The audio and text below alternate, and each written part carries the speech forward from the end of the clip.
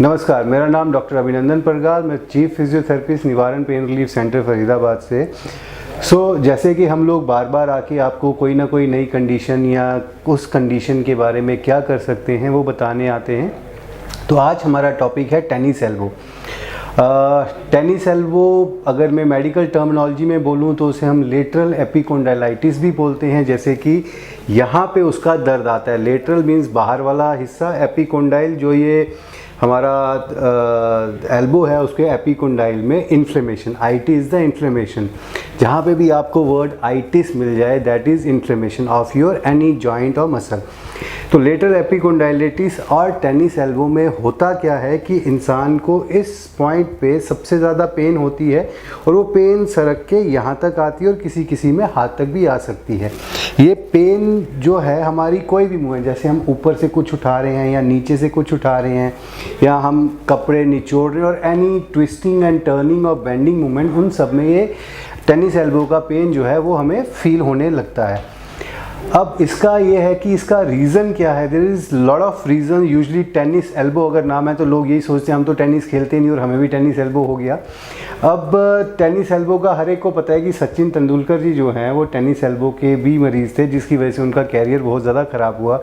अब वो भी तो टेनिस खेलते नहीं थे, क्रिकेट खेल के ही उन्हें टेनिस एल्बो हुआ। तो डजंट मीन कि टेनिस खेलने के वालों को ही टेनिस एल्बो होएगा। हम कोई भी मूवमेंट रेपिटेटिवली करें या कोई भी सडनली कुछ करें, लिफ्ट करने लगे, कुछ गिरने लगे, उसे लिफ्ट करने लगे, तो जो हमारे यहाँ पे ज़ोर पड़ जाए उसकी वजह से हमें टेनिस एल्बो हो सकता है। इसमें क्या रहता है कि हमारे पर्टिकुलरली इस एरिया में स्वेलिंग सी हो जाती है और समटाइम्स इसमें एक चिप फ्रैक्चर भी हमें देखने को मिलता है। इलाज में अगर हम इसका बताएं तो सबसे पहले कभी भी कोई भी रिसेंट इंजरी हो, आप आंख बंद करके सीधे ही आइस पैक लगा लीजिए, रेस्ट कर लीजिए। बेसिकली उसका क्या है कि प्राइस करके एक ट्रीटमेंट है, PRICE। तो उसमें first is protection, second is rest, third is ice, C is compression means कुछ बांध दीजिए एंड E इज़ एलिवेशन, थोड़ा सा ऊपर रखें तो जो हमारा स्वेलिंग, जो कुछ भी गंदा खून वो हमारे लिम्फेटिक ड्रेनेज के थ्रू हमारे निकल जाएगा।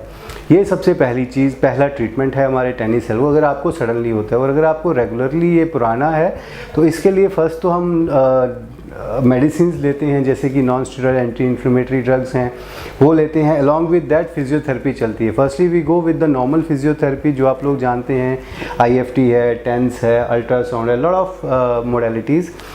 अगर हमें उन सब चीज़ों से 2 से 4 से 5 दिन में फ़र्क ना पड़े then we should change our treatment like as कि हमें उसमें ड्राई नीडलिंग या कपिंग ये ट्राई करना चाहिए। अगर हमें उससे भी रिलीफ नहीं मिल रहा है then we should go with the electro dry needling and taping या टेपिंग, काइनेसो टेपिंग हम कहते हैं। काइनेसो टेपिंग से बहुत ही ज़्यादा फ़र्क पड़ता है। उसमें there are different techniques of kinesio taping to apply on the tennis elbow thing. तो काइनेसो टेपिंग का मतलब क्या है कि काइनेसो मीन्स मूवमेंट। तो हमने जब आपको वो टेप कर दिया इस पर्टिकुलर एरिया में तो हम आपकी मूवमेंट को रिस्ट्रिक्ट नहीं कर रहे हैं, हम आपकी मूवमेंट को रोक नहीं रहे हैं। आपकी सारी मूवमेंट चलेगी बट वो आपके इस एरिया में दर्द नहीं आने देगा।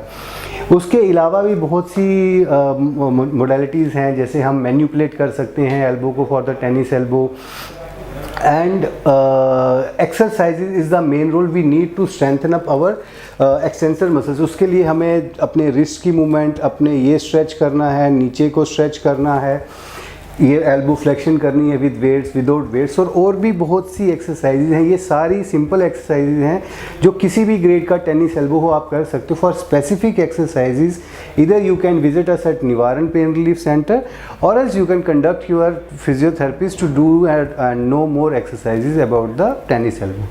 Thank you.